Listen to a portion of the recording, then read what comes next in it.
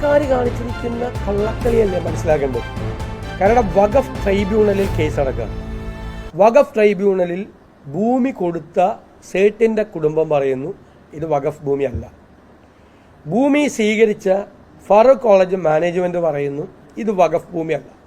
ഞാൻ ആദ്യം മുതലേ എടുത്തിരുന്ന സ്റ്റാൻഡാണ് ഇത് വഖഫ് ഭൂമിയല്ല.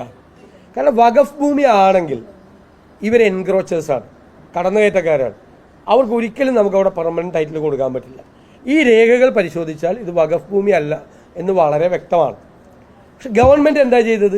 ട്രൈബ്യൂണലിൻ്റെ അടുത്ത് നിന്ന് ഒരു അനുകൂലമായ തീരുമാനം, മുനമ്പം നിവാസികൾക്ക് അനുകൂലമായ തീരുമാനം വരുമെന്ന് കണ്ടപ്പോൾ സർക്കാരിൻ്റെ നിർദ്ദേശപ്രകാരം വഖഫ് ബോർഡ് ഹൈക്കോടതിയിൽ പോയി സ്റ്റേ വാങ്ങിച്ചു.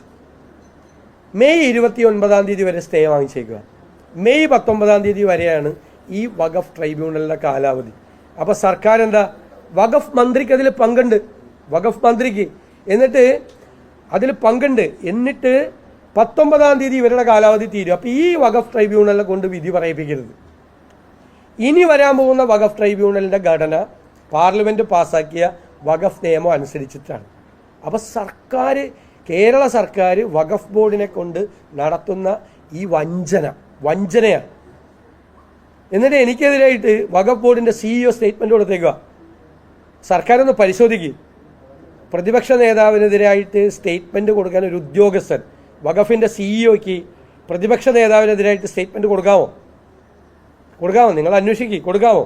വഖഫിൻ്റെ CEO കൊണ്ട് അതിൽ പറഞ്ഞിരിക്കുന്നത് എന്താ? ഇത് വഖഫാണെന്ന്. ആരാ പറയുന്നത്? സംസ്ഥാന ഗവൺമെൻറ്റിന് നിയന്ത്രണമല്ല, വഖഫ് ബോർഡിനെ കൊണ്ട് പറയിപ്പിച്ചിരിക്കുകയാണ്. അപ്പോൾ സംസ്ഥാന ഗവൺമെൻറ്റിൻ്റെ സ്റ്റാൻഡ് എന്താ?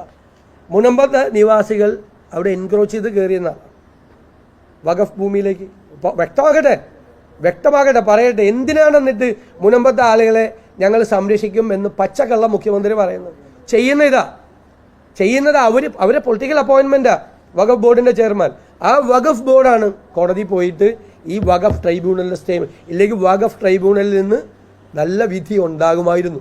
അതാണ് എല്ലാവരും പ്രതീക്ഷിച്ചത്, മുനമ്പം നിവാസികൾ. അതാണ് ചക്കാലക്കൽ പിതാവ് അടക്കമുള്ള ആളുകൾ പറഞ്ഞത്. ഞങ്ങൾ പണ്ട് പറഞ്ഞിട്ടില്ല 10 മിനിറ്റ് മതി. 10 മിനിറ്റ് എന്താ? 10 മിനിറ്റ് എന്താണെന്ന് എല്ലാവരും ചോദിച്ചു. അത് ഇവർ ചെയ്തില്ലെങ്കിൽ ഞങ്ങൾ അധികാരത്തിൽ വരുമ്പോൾ ഞങ്ങൾ കാണിച്ചു തരാം 10 മിനിറ്റ് കൊണ്ട് അവസാനിപ്പിക്കുന്നത്.